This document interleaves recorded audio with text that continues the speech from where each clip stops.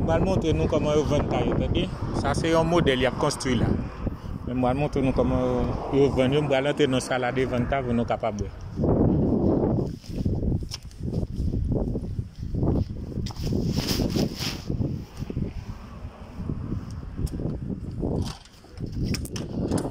Hola, buenas tardes.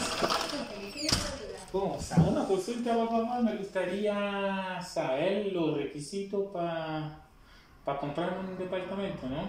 Mire, ahora actualmente tengo todo reservado. ¿Todo? Está todo reservado. ¿Ya todo? Esa etapa, sí. Viene una nueva etapa que es la que está detrás de la sala de venta, pero más información de esa etapa voy a tener a finales de noviembre, quincena de diciembre. Ya. Como para poder yo empezar a cotizar, dependiendo de lo que necesite. Sí, yo puedo empezar a cotizar antes, pues si eso no es un problema, yo creo. Pero porque hay condominios que lo hacen así. Sí, pero es que todavía no tengo para cotizarlo. Ah, ya. En esa fecha ya voy a tenerlo por sistema para empezar a cotizar al cliente y venga y vea qué es lo que necesita. Y ahí, con eso de ahí se manda a evaluar a los bancos. Al fin de mes de noviembre. Al fin de mes de noviembre.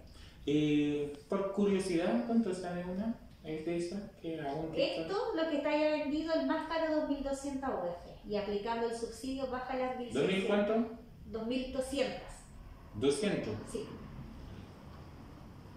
Ya, vale. Pero al mes, ¿cuánto están pagando ahora?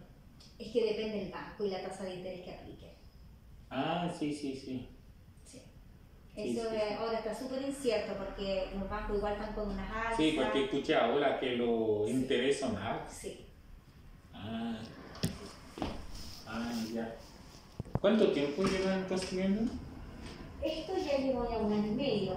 Porque recién llegué en esa zona yo. Sí.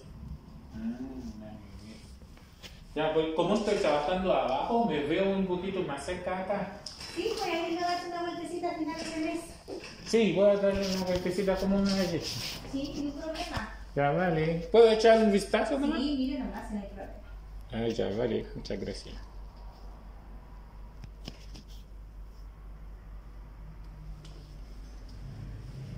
Tipo B4, tipo B5, tipo S4.